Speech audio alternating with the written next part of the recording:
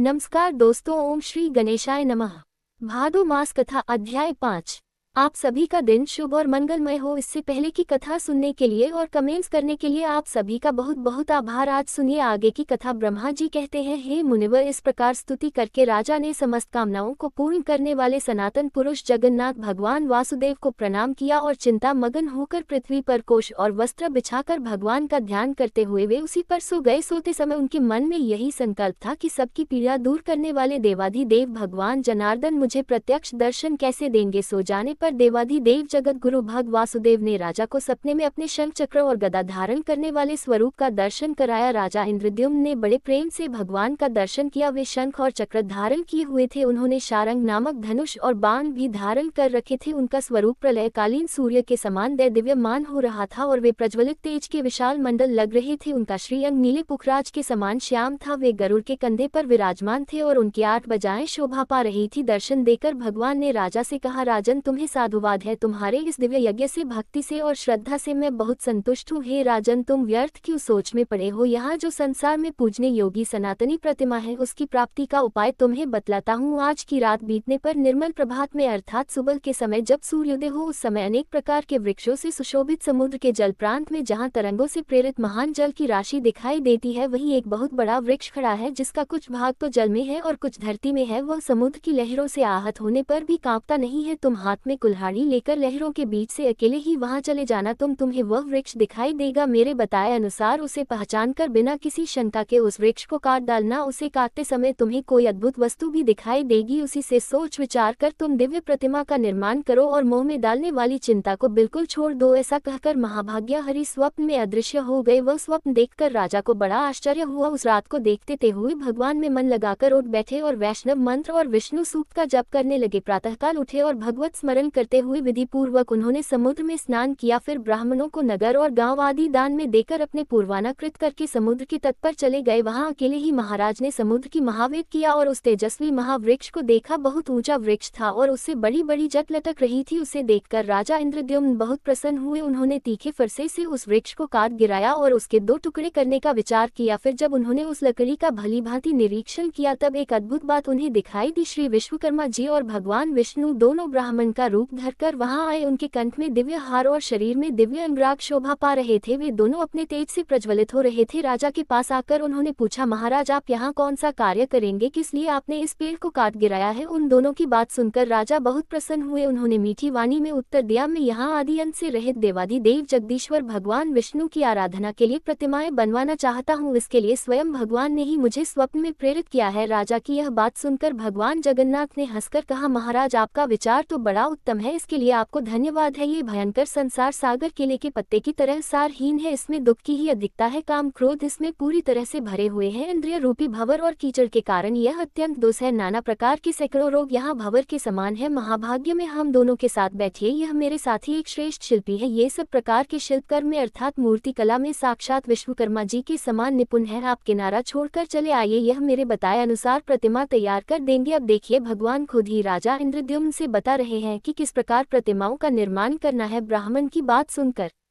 राजा इंद्रद्युम्न समुद्र का किनारा छोड़कर उनके पास चले गए और वृक्ष की शीतल छाया में बैठ गए। इसके बाद ब्राह्मण रूपधारी विश्वात्मा भगवान ने शिल्पिका जी को आज्ञा दी कि तुम प्रतिमा बनवाओ। भगवान श्री कृष्ण का रूप परम शांत हो, उनके नेत्र पद्म पथ के समान विशाल होने चाहिए, विवक्षित वत्स चिन्ह तथा कौस्तुभ मणि और हाथों में शंख चक्र और गदा धारण किए हो। क्या आप में से कभी किसी ने जगन्नाथ भगवान जी के मंदिर में जाकर उनके दर्शन किए हैं? अगर आपने दर्शन किए हो सके तो कमेंट बॉक्स में जरूर बताइएगा। भगवान राजा को आगे बताते हुए कहते हैं कि वे कौस्तुभ मणि, हाथों में शंख चक्र और गदा धारण किए हो। दूसरी प्रतिमा का विग्रह दूध के समान एकदम गोरा हो, उसमें स्वस्तिक का चिन्ह होना चाहिए। वे अपने हाथ में हल धारण किए हो। उनका नाम महाबली अनंत अर्थात बलराम जी होगा। देवता, दानव, गंधर्व, यक्ष, विद्याधर और नाग कोई भी उनका अंत नहीं जानते, इसलिए वे भगवान अनंत कहलाते हैं। और सुनो राजन, तीसरी प्रतिमा भगवान वासुदेव की बहन सुभद्रा देवी की होगी। उनके शरीर का रंग स्वर्ण के समान गौर और सुंदर शोभा से युक्त होना चाहिए। उनमें समस्त शुभ लक्षण लक्षणों का समावेश होना बहुत आवश्यक है। भगवान के ऐसे कथन सुनकर उत्तम कर्म करने वाले विश्वकर्मा जी ने तत्काल उत्तम लक्षणों से युक्त प्रतिमाएं तैयार कर दी। पहले उन्होंने बलभद्र जी की मूर्ति बनाई। उनका वर्ण शरद काल के चंद्रमा की तरह श्वेत था, उनकी आंखों में कुछ कुछ लालिमा थी, उनका शरीर विशाल और मस्तक फना का होने से बड़ा विकट जान पड़ता था। वे नील वस्त्र धारण किए बल के अभिमान से उद्धत लग रहे थे। उन्होंने एक कुंडल धारण कर रखा था, उनके हाथों में गदा और मूसल शोभा पा रहे थे। उनका स्वरूप दिव्य था। दूसरा विग्रह साक्षात भगवान वासुदेव का था। उनके नेत्र कमल के समान प्रफुल्लित थे, शरीर की कांति नील मेघ के समान श्याम थी, उनकी श्याम आभा तीसी के फूल की तरह लग रही थी। बड़े बड़े नेत्र कमल पत्र की तरह लग रहे थे, शरीर पर पीताम्बर शोभा पा रहा था, वक्षस्थल में श्रीवत्स का चिन्ह और हाथ में चक्र था। इस प्रकार वे सर्व पापहारी श्रीहरि बड़े दिव्य दिखाई देते थे। तीसरी प्रतिमा सुभद्रा जी की थी, जिनके देह की दिव्य कांति सोने की तरह दमक रही थी। उनके नेत्र कमल पत्र के समान विशाल थे, उनका अंग विचित्र वस्त्र से ढका हुआ था, विहार और केयूर आदि विचित्र आभूषणों से सुशोभित थी, गले में रत्नम हार लटक रहा था। इस प्रकार विश्वकर्मा जी ने उनकी बड़ी ही सुंदर रमणीय प्रतिमा बनाई। राजा इंद्र दमन ने यह बड़ी ही अद्भुत बात देखी। सब प्रतिमाएं बिल्कुल एक क्षण में ही बन गई थी, सभी 2 दिव्य वस्त्रों से ढकी हुई थी, सबका तरह तरह के रत्नों से श्रृंगार किया गया था और सभी प्रतिमाएं अत्यंत मनोहर और समस्त शुभ लक्षणों से संपन्न थी। उन्हें देखकर राजा अत्यंत आश्चर्य मगन होकर बोले कि आप दोनों ब्राह्मण के रूप में साक्षात देवता तो नहीं पधारे हैं, आप दोनों के कतो बड़े अद्भुत है और आपके व्यवहार देवताओं की तरह लग रहे हैं। निश्चय ही आप मनुष्य तो नहीं जान पड़ते, आप देवता है या मनुष्य, यक्ष है या फिर विद्याधर, आप कहीं ब्रह्मा जी और विष्णु जी तो नहीं है, दोनों अश्विनी कुमार तो नहीं है, आप मायामय रूप से स्थित है, इसलिए आपके यथार्थ स्वरूप को तो मैं नहीं जानता। अब आप ही दोनों की शरण में आया हूँ, मेरे सामने अब अपने वास्तविक रूप को प्रकट कीजिए। तब श्री भगवान बोले, मैं देवता यक्ष दैत्य देवराज इंद्र ब्रह्मा अथवा रुद्र नहीं हूँ, मुझे पुरुषोत्तम समझो। मैं समस्त लोगों की पीड़ा दूर करने वाला अत्यंत बल पौरुष से संपन्न और संपूर्ण भूतों का आराध्य हूँ। मेरा कभी अंत नहीं होता, जिसका सब शास्त्रों में उल्लेख किया जाता है, वेदांत ग्रंथों में वर्णन मिलता है, जिसे योगी जन ज्ञान गम्य और वासुदेव कहते हैं। वह परमात्मा में ही हूँ, स्वयं में ही, ब्रह्मा में ही, विष्णु में ही, शिव में ही, देवराज इंद्र तथा में ही जगत का नियंत्रण करने वाला यम हूँ। पृथ्वी आदि 5 भूत, त्रिविध अग्नि, जलादि, वरुण, धरती और पर्वत भी मैं ही हूँ। संसार में जो कुछ भी वाणी से कहा जाने वाला स्थावर जंगम भूत है, वह मेरा ही स्वरूप है और यह चराचर विश्व मेरे अलावा कुछ भी नहीं है। राजन, मैं तुम पर बहुत प्रसन्न हूँ। हे सुव्रत, मुझसे वर मांगो, तुम्हारे हृदय में जो भी इच्छा हो वह मैं तुम्हें अवश्य दूंगा। जो पुण्यवान नहीं है उनको तो स्वप्न में भी मेरा दर्शन नहीं होता और तुम्हारी तो मुझ में दृढ़ भक्ति है। राजन, तुमने मेरा प्रत्यक्ष दर्शन किया है। भगवान वासुदेव के ऐसे वचन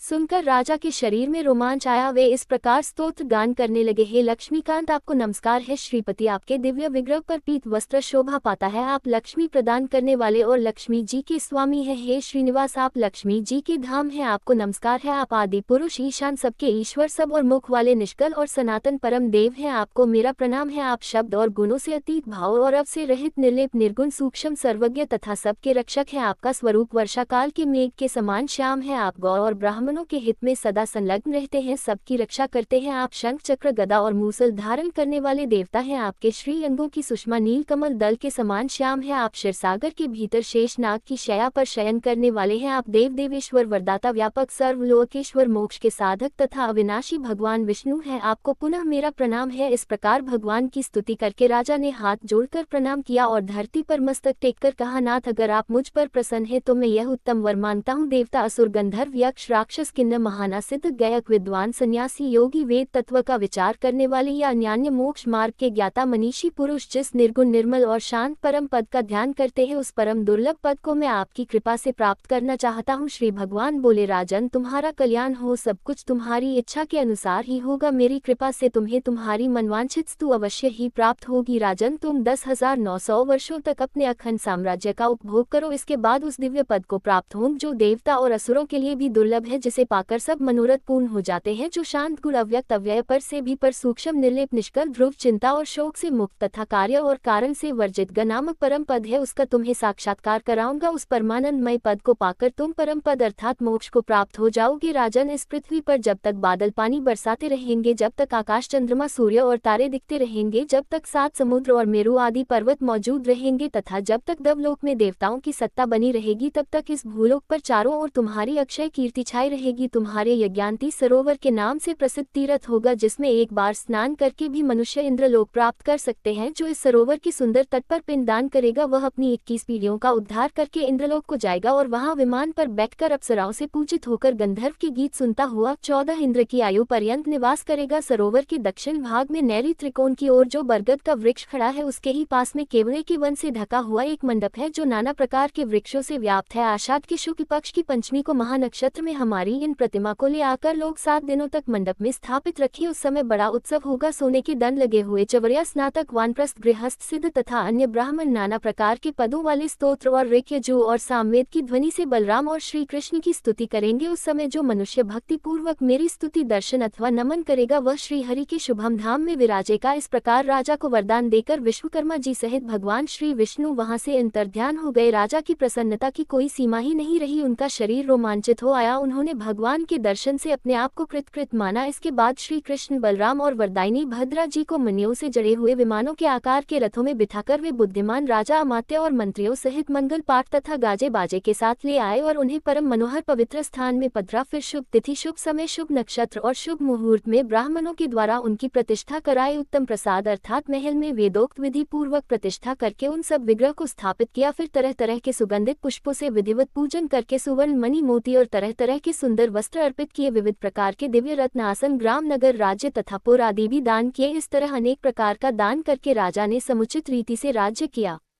और तरह तरह के यज्ञ करके अनेकों बार दान दिए। फिर कृतकृत्य होकर राजा ने समस्त परिग्रह का त्याग कर दिया और अत्यंत उत्कृष्ट स्थान अर्थात मोक्ष अर्थात भगवान श्री विष्णु के परम पद को प्राप्त कर लिया। मुनियों ने पूछा, हे सुरश्रेष्ठ, किस समय पुरुषोत्तम तीर्थ की यात्रा करनी उचित है और प्रभु किस विधि से 5 तीर्थों का सेवन अर्थात दर्शन करना चाहिए? स्नान दान रूप एक एक तीर्थ का और देव दर्शन का जो अलग अलग फल हो वह सब भी बताए। तब ब्रह्मा जी बोले, जो कुरुक्षेत्र में अपनी इंद्रियों और क्रोध को जीतकर बिना खाए पिए 70 हज वर्षों तक एक पैर से खड़ा होकर तपस्या करता है और जो ज्येष्ठ शुक्ल द्वादशी को उपवास पूर्वक भगवान पुरुषोत्तम का दर्शन करता है वह पहले की अपेक्षा अधिक फल का भागी होता है। इसलिए मुनिवर स्वर्ग लोक की इच्छा रखने वाले ब्राह्मण आदि को चाहिए कि वे ज्येष्ठ मास में प्रयास करके इंद्रिय संयम पूर्वक भगवान पुरुषोत्तम का दर्शन करे। श्रेष्ठ मनुष्य को उचित है कि ज्येष्ठ मास में शुक्ल पक्ष की द्वादशी को विधिपूर्वक 5 तीर्थों का सेवन करके फिर श्री पुरुषोत्तम भगवान का दर्शन करे। जो ज्येष्ठ की द्वादशी को अविनाशी देवता भगवान पुरुषोत्तम का दर्शन करते हैं वे विष्णु लोक में पहुंचकर फिर कभी वहां से नीचे नहीं गिरते। इसलिए ज्येष्ठ में प्रयत्न पूर्वक वहां की यात्रा करनी चाहिए और वहां पंचतीर्थ सेवन पूर्वक पुरुषोत्तम का दर्शन करना चाहिए। जो अत्यंत दूर होने पर भी प्रतिदिन भक्ति पूर्वक भगवान पुरुषोत्तम का कीर्तन करता है वह शुद्धचित होकर भगवान विष्णु के धाम में जाता है। जो श्रद्धा पूर्वक एकाग्रचित होकर श्री कृष्ण के दर्शनार्थ यात्रा करता है वह सब पापों से मुक्त होकर भगवान विष्णु के लोक में जाता है। जो दूर से भगवान पुरुषोत्तम के प्रसाद शिखर पर स्थित नील चक्र का दर्शन करके उसे भक्ति पूर्वक प्रणाम करता है वह मनुष्य सहसा पाप से मुक्त हो जाता है। हरे कृष्ण। आज की कथा में बस इतना ही। इसके आगे का विस्तार पूर्वक वर्णन आप सभी आने वाले अध्याय में सुनिए।